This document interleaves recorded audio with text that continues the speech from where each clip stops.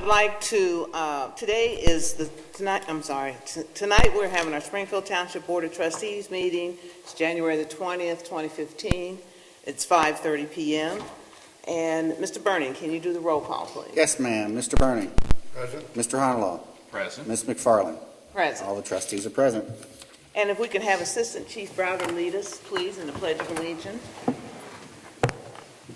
pledge allegiance to the flag of the United States of America and to the republic for which it stands, one nation, under God, indivisible, with liberty and justice for all.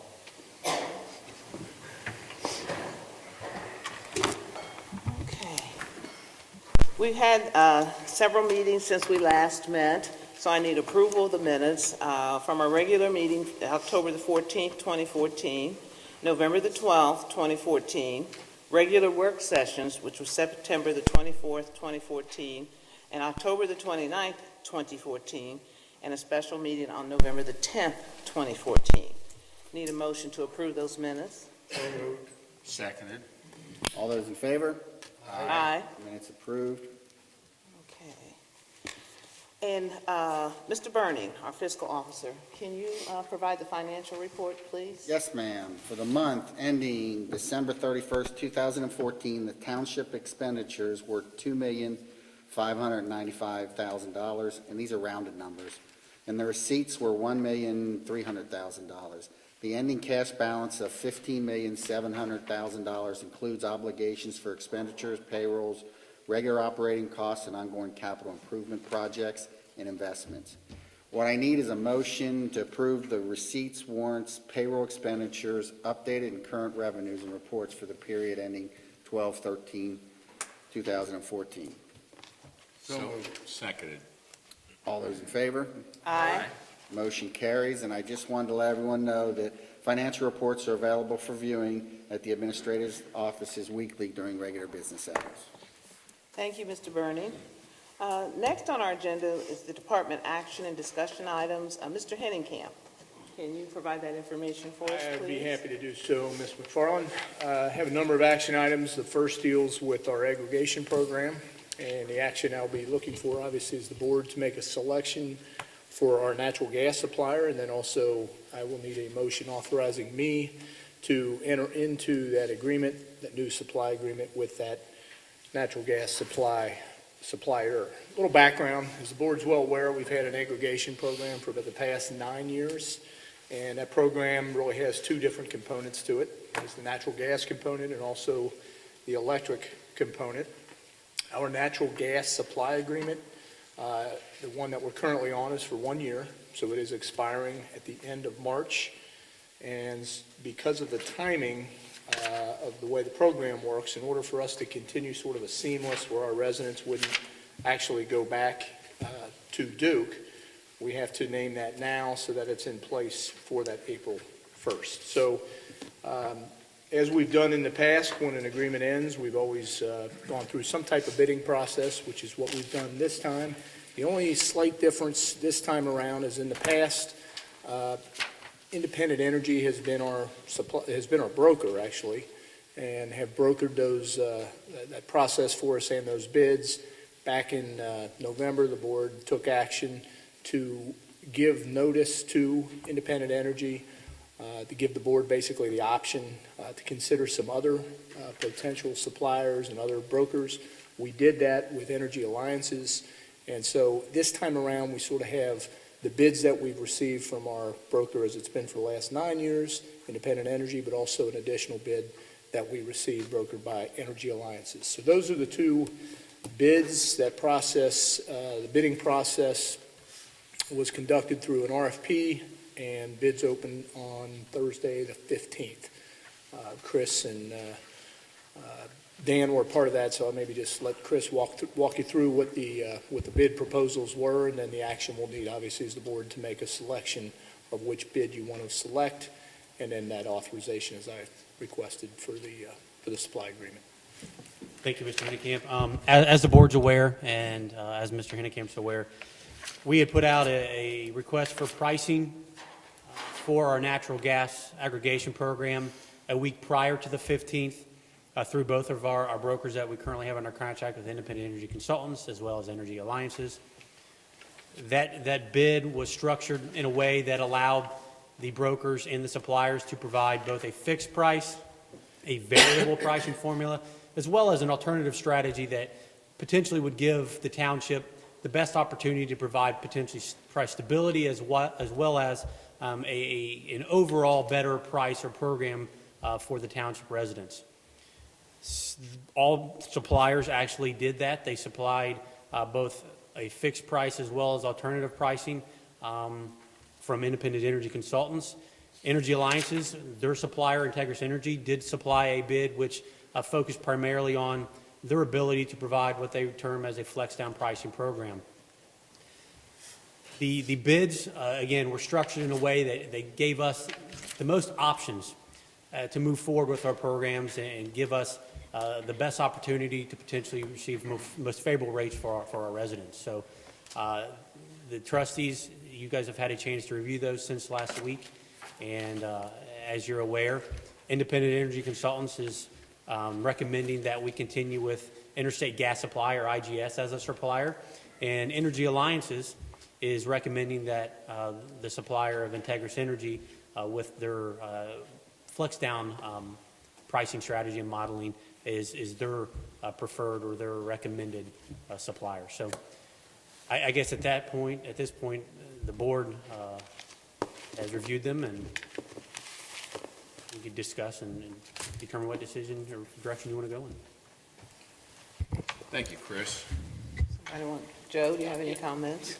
I did have a chance to review both of these, and sometimes it's kind of an apples to oranges comparison, but the Independent Energy Consultants has been our supplier, and we have traditionally gone... They've been our broker. Our broker, excuse me, and IGS, the supplier. Right. And we've gone with a variable rate month to month. And while there's good in that, in our philosophy was always, let's try and beat Duke's price, it leaves our residents vulnerable to spikes in the market if energy prices have gone high, and we have seen that in the past. And in fact, we even experienced it to some degree last winter with what people called the polar vortex, another word for cold weather. And the energy prices shot up, and so we paid more than I think we would have if we had been on a strategy like Energy Alliance uses. In there, they have they'll go with either a variable or a fixed price, and then they will use what they call a flex down strategy, where they can buy options, and if the gas prices go up, they can exercise the options and buy the gas at a lower amount. If the prices go down, then they don't exercise the options. Right. And they buy it at the cheaper market price. So it seems to me, and I know when we originally started this, what, Mike's it been, 10 years ago? 9 years. 9 years ago, a long time ago. We originally started this with Westchester and Coleraine, and the three of us all went in together and did this. And I know they have switched to Energy Alliances, and I've talked to some of the fellow trustees, and they've only had good things to say about it. And I think that strategy, to me, will give us more protection and stability for the residents, and actually in a potential for savings. So, and just to be clear, we obviously are under contract with Energy Alliances now as our broker. The bid we're talking about as far as the supplier is Integris Energy. So ultimately, the flex down model and strategy will be with Integris. correct. They're kind of like their broker or agent. They brought it to us, yeah, exactly. No, it would be with Integris. But that's my thoughts on it, and that seemed like the way to go. Along those lines, I agree with you, Joe. I talked to some of the other trustees, and all of them are happy with the changeover and think that, beating Duke is fine, but from what I understand, beating Duke is not the most difficult thing to do. and actually giving our residents the best price is what we should be doing, and I think that's what we're doing with this. One thing that's worth noting is that I believe with either program, there is no penalty to opt out, to get out even after the opt-out period. Now, historically, to go back to Duke wouldn't have been a good thing because our program has saved money, both the gas and electric. But just in case anybody wants to, they have the freedom to do that. You're in the program unless you opt out. And in fact, you're only eligible for their program if you're either currently in the township's aggregation program or if you're a current customer of Duke.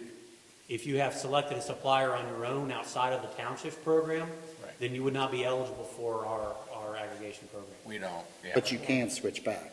You can, you just first have to go back to Duke and then join our aggregation Right. program. That's correct.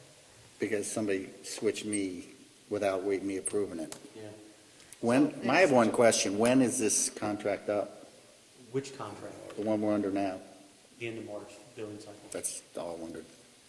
So if someone, as in his situation, realized there was a mistake, they can opt in or get into, Yeah, there- into Energy Alliance? There's a little bit of a process we'll have to go through. We'll have to make sure that they actually go back to Duke before, they can't go straight from a private contract that they selected on their own Right. to aggregation program. Right. Because of the utilities laws in Ohio through PUCO requires you to go back to Duke, the public utility, then to our aggregation program.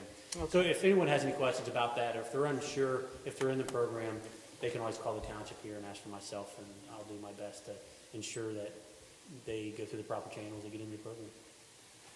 Just one other clarification that Chris and I were talking about today is that, let's assume we had a 3-year agreement or a longer agreement that we chose. Every 2 years, you have to go back through the opt-out by law. Right. Or any time that you have a new broker agreement. So even though we technically wouldn't have been on, we went through the opt-out last year, and if we were staying with IGS, we wouldn't be going through opt-out because or if we decide that we're making that switch, it is a de facto opt-out process again. So everybody in the program will have the opportunity to opt out again. Right. And then consequently, anybody that is a current Duke customer also will get that notice to be able to join. So if you're back with Duke, for instance, then you'll get the notice and you'll be able to join, and that's how it works. So there will be another opt-out process because, we are going to have a new contract, regardless of what supplier you select, whether it be IGS or whether it would be through Integris, there'll be opt-out notices again. And we'll be sending those notices out to our customers? We, not the township, on our Residents. behalf. It'll be Yes. something that the supplier does in coordination with the township. It'll have our letterhead on there, but most of the information is by the supplier. Okay. Because I know that several people have called me and they're a little bit confused about some situation that happened in September with their bill, and their bill, they That's didn't. regarding our electric program. Right, our electric program, and so there was some confusion, and normally when it's time for us to go through a process like this again, there's all of these individuals coming to their doors, knocking on them, and confusing them even more. So I hope that doesn't happen this Well, time. one thing I would tell everyone, if they want to compare your rates, don't give them your account number. That happened to us. And That's a good, once they had our account number, we didn't approve it, but they switched us anyway. Really? that's a good point. Yeah. So never give your account number out. Well, I've read both of the bids as well and looked at the information, and I've always been impressed, with the company that we have, and I'm also very impressed now with what Energy Alliance has. And I'm really interested in the Flex Down program. I think it was spelled out pretty clearly.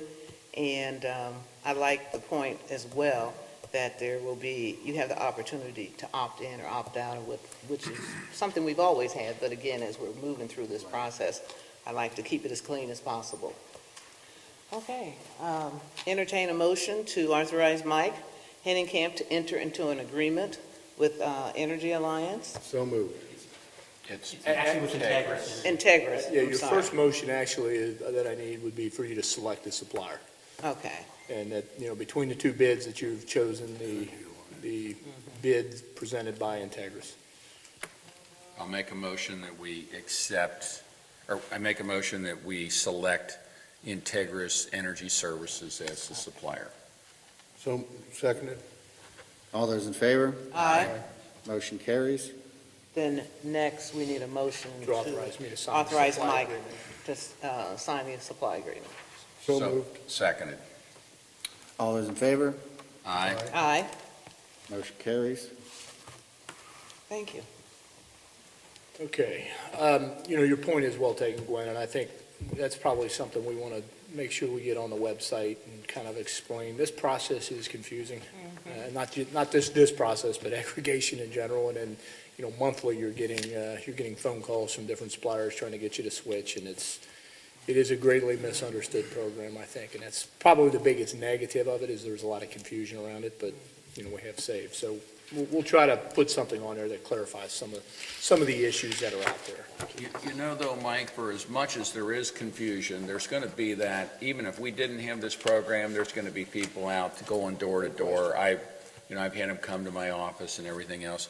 But I think this is a place where, as your local government, we've been able to orchestrate something to give back to the residents. It was Coleraine, Westchester, and us, where I think we're one of the first, if not the first jurisdiction to actually successfully put an energy aggregation program into practice. I think there was maybe Greene had passed one before us, but I don't know that they actually. A little bit ahead of us, I think. Did they? We were some of the very first, and now almost every jurisdiction in southwest Ohio has some form of energy aggregation program. And we've saved millions of dollars over the 10-year period, if you count up everything, for the residents. So it's one of those things where I know it's for these guys, this thing is just a kind of a headache because you're getting calls and everything. We've But- actually referred to it as aggravation. Energy aggravation, yeah. But I think, weren't we the first township in the county to go with? I think that's We were one of the first. aggregation? One of the townships. first. I think we were Yes. one of the first to do electric. Yes. yes. Gas had been sort of So, the thing that had been yeah. more prominent early on, and then when we went through. So we've broken a lot of new ground, and as you said, Joe, a lot of savings. But there is a lot of confusion, and you're right, it would exist either way. But I think what ends up being really confusing is sometimes when your supplier is also out soliciting people that aren't in the aggregation program individually, and that causes a lot of, for instance, if an IGS or a First Energy, sometimes they'll do it because the business isn't eligible, or somebody might not be eligible for one reason or another through the aggregation program. That causes some confusion, so. And one thing that probably bears saying to the public is when these kind of door-to-door salesmen come around knocking on your door, they can't, as a general rule, offer as good a price as a government-sponsored energy aggregation program can do, because there's economy of scale. When you say the whole township is in this, them going door to door trying to enroll people usually, and they're getting a commission and this and that, you won't get as good a price with them as you do with the township, just as a general rule. There could be exceptions, but I know that's how it's been explained to me. I know my philosophy has always been beware who's knocking at your door trying to sell you something. Well, I can tell you, I figured out mine, and it cost me about $880. Oh, my Not being- goodness. Is Yeah, that right? Yeah. Wow. so beware. Okay. Okay, a couple other action items. The next is authorization to enter into our K-9 agreement. This is the agreement with our police officer for off-duty dog care activities. There's essentially no change to the agreement. It's pretty much what we've had for, gosh, how many years has this been in place? 15 years or so. So it basically sets, there's no change to it, but it's something that we enter into annually. So just need a motion authorizing me Need a to motion? enter into that agreement. Or actually, you'll be entering into the agreement. We'll be entering. So moved. Seconded. All those in favor? Aye. Aye. Motion carries. Okay. The next item that I have is the approval of the retainer agreement with the Abrams Law Firm for our Township Law Director. And this is one that you will be approving me to enter into this agreement. And again, there is no change to this agreement based on what it was in 2014. So moved. Need a second? Seconded? All those in favor? Aye. Motion carries. And then Similar to the other actions, we have a ground lease with the Hamilton County Parks Districts. This is for the McKelvey Park ground lease. It, again, is something we've had for many, many years. There is no change to it. What we lease this property from the county for $1 a year. We maintain that park, and then it's used by our various associations for youth athletics. So this would be the lease agreement for McKelvey, and again, authorization allowing me to sign and enter into that one-year agreement. This has been a real good asset for the community because it's always, that field is always actively being used. And for $1, it's a good deal, I think. Excellent, yes. Need a motion? So moved. Second. All those in favor? Aye. Aye. Motion carries.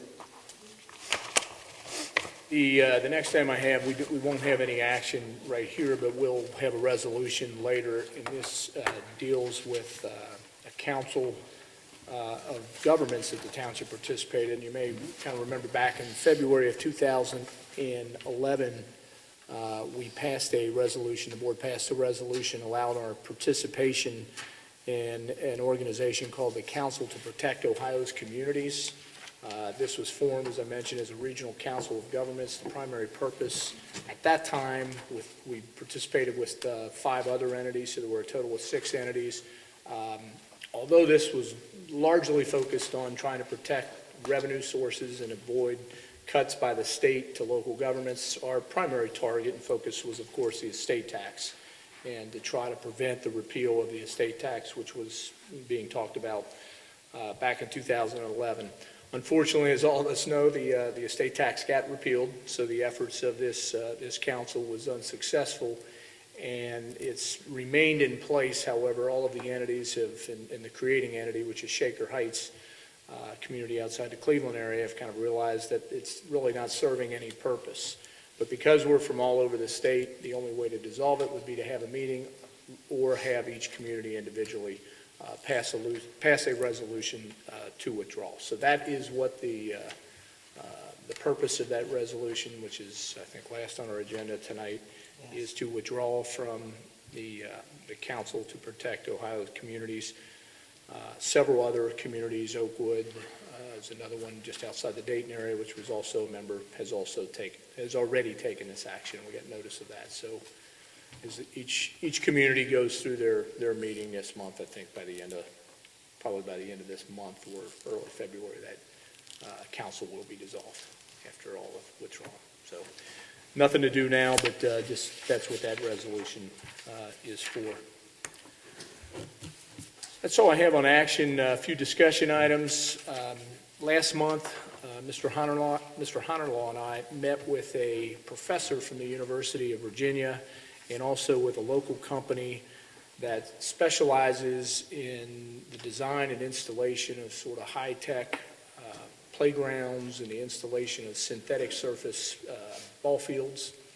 And the purpose of the meeting was to sort of gauge the township's interest in participating with the University of Virginia and Professor Stanton and also this local company on a project which is called PLAY, and that stands for Playgrounds and Leisure Activities for Young Children, Youth, and their Families. And the goal behind this process is to do something fairly unique where they're looking to build a fully inclusive recreational facility. And what I mean by that is there are facilities, obviously, for what I would refer to as typical children who don't suffer any kind of physical or emotional or mental handicap.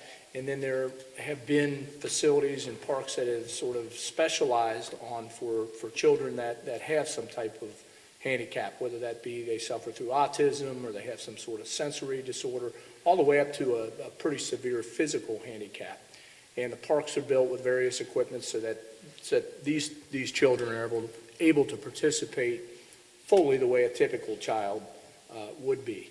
What sort of hasn't been done is a merging of the two. And this concept is to build one type of facility which is used by all children equally. And so that a child who has some type of handicap sees that they're participating in activities and in the things on that park that are exactly the same as a fully typical program. And what the reason the university is behind this and Dr. Stanton's behind this is to be able to study what effects this has. And they believe that there is a strong connection that if these facilities can be built, you're sort of integrating these children and you're removing the stigma that some of them might feel. So ultimately what their proposal to the township is to see if we would be interested in participating in this grant proposal, where the University of Virginia would be involved in going out and actually writing the grant and trying to get funding. They've been successful in doing this in one other part of the country, actually in Virginia, and they would be responsible for in providing all the funding to actually build, which is a kind of one-of-a-kind state-of-the-art park that would integrate this. Where the township comes in is we would be required, obviously, to provide the land, and we would be required, once it's built, to maintain it and upgrade it. And so that's sort of, the kind of a nutshell what we're talking about. We've looked internally at several sites, and while we don't have to name that site, we've looked at where something like this might work. We're still in the process of sort of honing in exactly what kind of cost we would be talking about long-term, but clearly this is an opportunity potentially to get a park, a $1.5 million, $2 million park, maybe even greater, built in our community, which could become not only an asset for us, but sort of a regional draw and really do something unique and its inclusive nature. So what I'm looking for from the board and what they're looking for to move forward is a letter of support that just says the board does sort of commit that we will pursue this, and that, obviously there's a number of different things that could prevent it from ever happening if we really don't have the site that fits and meets all of the guidelines. Obviously, it may never get funded, so there's a variety of things that could happen, but this is sort of that first step, and just officially says that yes, we want to look into this further and potentially pursue it. So I'm just looking for a motion from the board authorizing me to actually draft that letter. I think it's a good opportunity. It's kind of one of these nothing ventured, nothing gained. The renderings that I saw, this was an incredibly nice park, and it's a place where if you're a parent and you have a disabled child and you have non-disabled children, as it stands now, many times you can take your non-disabled children to one place, and you might be able to take your disabled child to another, but there's no place they can all go together. So I think it's a great idea, and I think from what Professor Stanton said, it's been very popular where they've done it, and I think it could be a real plus for the community. So I think it's worth pursuing. Joe, I mean, if you just look at the ball field element of it, with having a synthetic surface ball field that could be, and the idea is that this is a ball field that could be used, by any group in the township. And we all know what our biggest struggle is maintenance and how do you cut the grass and how do you line and drag the fields. Well, this would be, in essence, a maintenance-free field. Given the weather patterns that we have, it would be playable after, rain events immediately, so you don't have a lot of the issues that we run into. So I think it's something that the community would use, and all of the athletic associations in the township would benefit from. But the idea is that then also the children, some of these are referred to as miracle fields. This isn't exact, it's similar in the construction, but it's different in the fact that on a miracle field, generally only handicapped children are playing. This field would then also accommodate children in wheelchairs and sometimes pretty heavy equipment that they need, but they could participate. So they're doing it on the same field as, say, a high school team or, a softball team or, something along those lines. And so it removes the stigma that, I'm not on a special field, I'm on the same field that everybody else is on. But it would be, tremendously beneficial for us to have a field like that, just because it's going to be able to accommodate heavy utilization. What I liked about it, basically from what I'd read, is that number one, it helps eliminate that social stigma related to anyone with any special needs issues. And the other thing that I like is how even all children like to be challenged with sensory kinds of objects, i.e. look at how young children are adapting quickly to computers, and some people who are not as young as they are still looking at with the challenge. And from my perspective, it's always been a concern that the community in no way can stigmatize an individual based on how they look, how they walk, how they talk, or anything like that. So I think it would be a real asset for the community. I'd like to see you go ahead and explore that. What do you guys think? Absolutely. I agree. I think the playground is the biggest thing. I mean, I know the field would be great, but we have fields and all that. The playground would be great for kids that have some sort of disability. So So it's in I'd like the to have early you- stages, but Right. let's Let's give go our, ahead and do Motion it. authorizing me to direct the I'll make a Make a motion. motion. to Seconded? All those in send a favor? letter. Yep. Aye. Aye. Aye. Motion carries. The only other item I have is our personnel update, and pretty limited activity. Did accept the retirement of Ben Castile as a paramedic firefighter. The acceptance, the effective date of that retirement is January the 2nd, and that was for medical purposes, for medical reasons, rather. And then also happy to announce the promotion and appointment of Mike Gould, who has been a long-term member of our service department. Mike was appointed as the interim assistant service director, effective January the 1st. After a very rigorous process, it wore him and everybody else out, so Mike's sitting in the back, so we're thrilled to have him in that new capacity with the township. Congratulations. Congratulations. Congratulations, Mike. Kim, I'll turn it over to you and ask you to bring us up to date on arts and enrichment. And I know hopefully most of our communication projects, most of the, hopefully residents have received the new brochure that went out. Yes, Very nice. I am really excited and proud to introduce the community to the first Arts Connect complete activity guidebook. This is a look at everything that's going on for the year 2015, starting immediately, which is really exciting. We're going to be bringing back community concerts, but it's with the community that we're doing this with. So we have a group of residents who are really interested in bringing back those community concerts like they used to be, and so there's information about how residents can get involved and be part of our concert committee. Our immediate next event is our Playhouse in the Park event, which is February the 6th. That, just because you're bringing up about, children with special needs, this particular play deals with autism. So we're bringing in a pre-show with the Finneytown cheerleaders. They have a group of cheerleaders that is all-inclusive. So high school students of needs and of just regular abilities are all cheering together. So they'll kick off that show, and then after the free Playhouse in the Park show, all the kids will make pom-poms. All the event is free. And this book also has a whole list of all of the new classes that we're going to be offering and just a lot of really neat events that we're kicking off. So hopefully everybody got those in their mailboxes. If not, they can pick them up here at the Township Administration Building. What I like about this, and we're, again, somewhat a step ahead of some of our other townships and communities around us, is that most of our residents are now staying home and enjoying the activities in our township versus going to another municipality, and that's good. And a lot of those individuals that live in other municipalities are coming to us as well. Yeah, I just think people are looking for an overall community that gives you that quality of life, and that's what we're able to provide. So when you get this in the mail, this is it. Open it up, read it. It has a lot of great information. And you can also plan ahead with your family with some of the events. And the contact information is in there as well.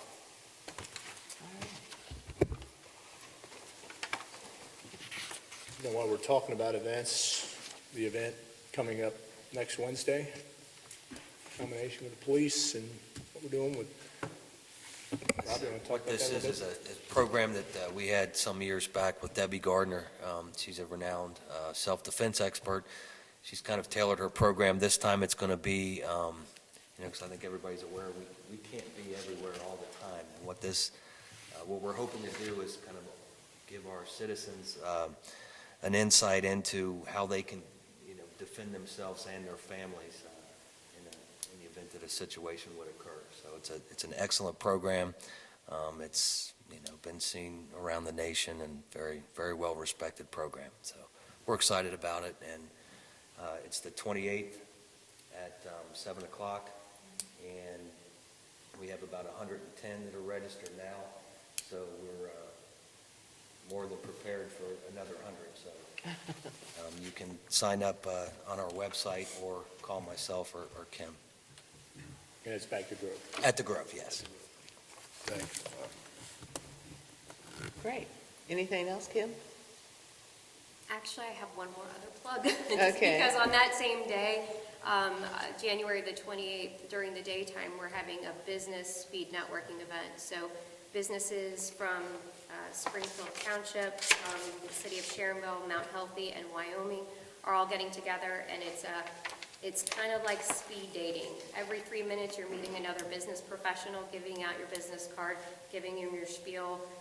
This is our 4th year of doing this event, and people can actually register on the Sharonville Chamber of Commerce's site. It's $15 on that same day on January 28th at noon. Thank you. I was hoping you'd bring that up. Thank you. Okay. The board has copies of the departmental activity reports. Unless there's questions, that's all I have.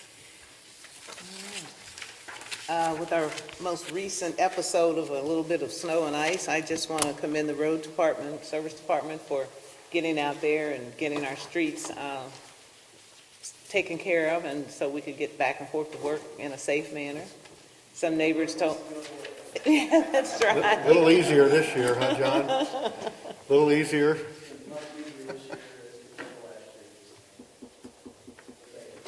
Fingers crossed. Yeah, just keep our fingers crossed. Okay, now we are moving on to the board resolutions. First resolution is resolution number 7-2015, declaring nuisances pursuant to Ohio Revised Code Section 505.87 at various listed properties within Springfield Township and authorizing statutory actions necessary to abate the nuisances. I need a motion? So moved. Seconded. Mr. Bernie? Aye. Mr. Honalaw? Aye. Ms. McFarland? Aye. Resolution carries. Next resolution is number 8-2015, establishing assessment for abatement of nuisance and certifying same to the Hamilton County Auditor. Need a motion? So moved. Seconded. Mr. Bernie? Aye. Mr. Honalaw? Aye. Ms. McFarland? Aye. Motion carries. Next resolution is number 9-2015, authorizing the private sale of motor vehicles which were titled to the township pursuant to Revised Code 4513.61 and Revised Code 4513.62, and which are not needed or fit for use in the police department. Need a motion? So moved. Seconded. Mr. Bernie? Aye. Mr. Honalaw? Aye. Ms. McFarland? Aye. Resolution carries. Next resolution is number 10-2015, authorizing the sale of internet auction of vehicles forfeited to Springfield Township pursuant to Section 4503.233/E and 1 of the Ohio Revised Code, which are no longer needed for public use and they are obsolete or unfit for use in the police department. Need a motion? So moved. Seconded. Mr. Bernie? Aye. Mr. Honalaw? Aye. Ms. McFarland? Aye. Resolution carries. Next resolution is number 11-2015, authorizing the private sale of vehicles forfeited to Springfield Township pursuant to Section 4503.233, Section E1 of the Ohio Revised Code, which are no longer needed for public use, are obsolete or unfit for use in the police department. Need a motion? So moved. Seconded. Mr. Bernie? Aye. Mr. Honalaw? Aye. Ms. McFarland? Aye. Resolution carries. This next resolution, number 12-2015, is the one that Mr. Henningkamp discussed earlier, approving the township's withdrawal from the Council to Protect Ohio's Community, CPOC. Need a motion? So moved. Seconded. Mr. Bernie? Aye. Mr. Honalaw? Aye. Ms. McFarland? Aye. Resolution carries. Okay. Old business, do you have any old business? I do not. Mr. Honalaw? No old business. New business. Under new business, the only thing I wanted to do was kind of give an update. I am a member of the Hamilton County Land Bank and serve on that committee representing the townships of Hamilton County. And one of the issues which we've had before the Land Bank has been the Beech Grove Cemetery, and we were able to get the law changed in Ohio to where this property can be taken through a land bank proceeding with the Board of Revision. That cemetery's fallen into disrepair in many ways, and the townships has basically undertaken the maintenance. You know, if you notice on these resolutions, we pass resolutions against the property for their failure to, abide by the revised code as far as cutting weeds and things. But there's a house out there, I guess it maybe at one time was a caretaker's house, and it's in a deplorable condition now and needs to come down. This was scheduled, I know. February, Was scheduled in February. or February, yes. And the county auditors indicated that they need additional time to process this case along with others, and so they suggested that they move it back to April along with a number of other cases. I have asked the staff of it's the Port Authority and the staff of the land bank to try to make an exception and see if they can get the auditor to deal with this one case. This is a building that really needs to come down, and we're wanting to do it with money that the Port Authority has, or excuse me, that the land bank has, rather than do it with township funds. So we are working on that, and I know, Gwen, you've been in contact with the auditors. Auditor Rhodes, Right. and we're trying to push them to get that thing dealt with. I know, particularly for the people that live over in that area on Fleming Road, they would like to see it gone. Thank you for your persistence there, and I'm expecting a report back from the auditor's department sometime, hopefully this week. Yes. Any new business? No. Mr. Harney? Okay. Now on our agenda, we come to citizens' participation, and anyone that has any comments or would like to share anything with the trustees, you can step to the podium. I do ask that anyone in the audience, if there is someone at the podium, abstain from speaking or talking or discussing anything so that we can hear the individual who is providing some feedback or information to us. Is there anyone interested?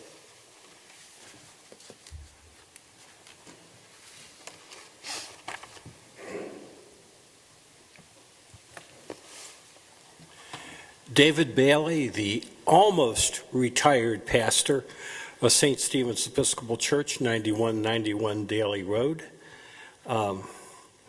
And kind of two broad things I want to talk about. First, I want to thank the township for allowing me to participate in these meetings and participate in some of the events that have happened over the last 12 years. You've taught me a lot. And when I was thinking about these comments, I said, when I thought, well, you've taught me about small government, and then I realized it's not small at all. You've taught me about local government, but I know a lot of local governments that are, in sad shape.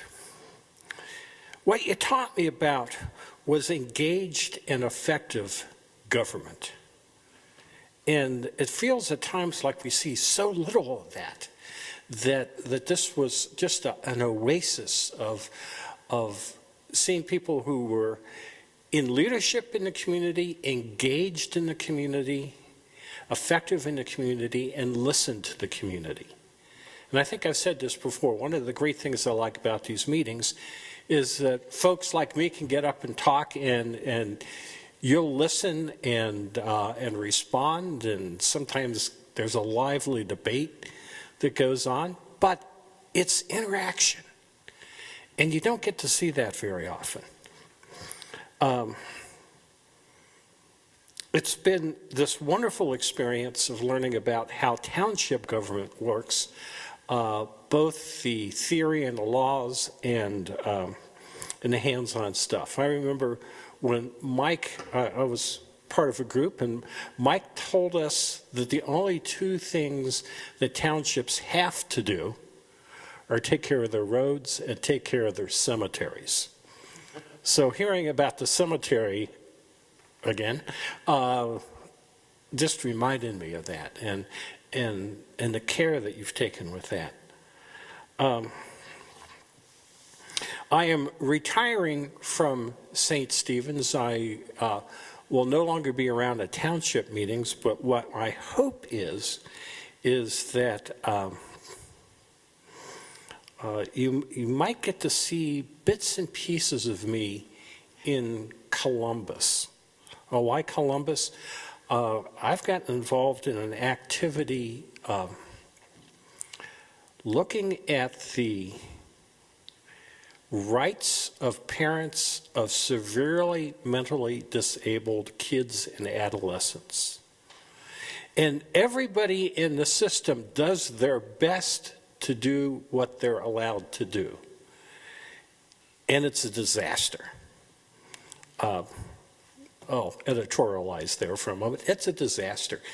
And it looks like I'm going to be perhaps going up to Columbus and talking to some folks with another group of people about what could be done to sort out the rights families have when there are children with severe mental disabilities, that the family still gets to be involved with the child's upbringing, even if they can't afford to take care of the institutional stuff. I got one other note here. I'm going to miss finding out how high your heels are at these meetings. So anyhow, thank you for the last 12 years. I've learned a lot from you, and I'm deeply appreciative. It's been kind of an emotional time for me, and I want to commend one of our police officers, Officer Carter, and his canine. I guess it was yesterday, at 2:29 a.m., he was checking the doors at St. Stephen's and found one of the doors was unlocked. I have a card, reminding me to make sure that I lock the door on the way out. And I'll hand this over to you, and if you would thank Officer Carter for me, because it was, where we are, and to have somebody actually check the door was wonderful. So again, thank you. Pastor Bailey, I know that you are planning to retire, but I know that you're not going to be out of sight as well. And so I know we'll see you around because you've been a real asset for the community, especially Lexington Heights. And Exactly. and the work that you're going to be doing in Columbus, and I think it's probably going to be around self-determination and helping individuals to become more independent and interdependent. It's a great job. Thank you very Thanks. much. Might want to hold on to that. Yeah? Is there anyone else? Seeing there is no one else, need to entertain a motion to adjourn? So moved. Seconded. All those in favor? Aye. Aye. Meeting's adjourned.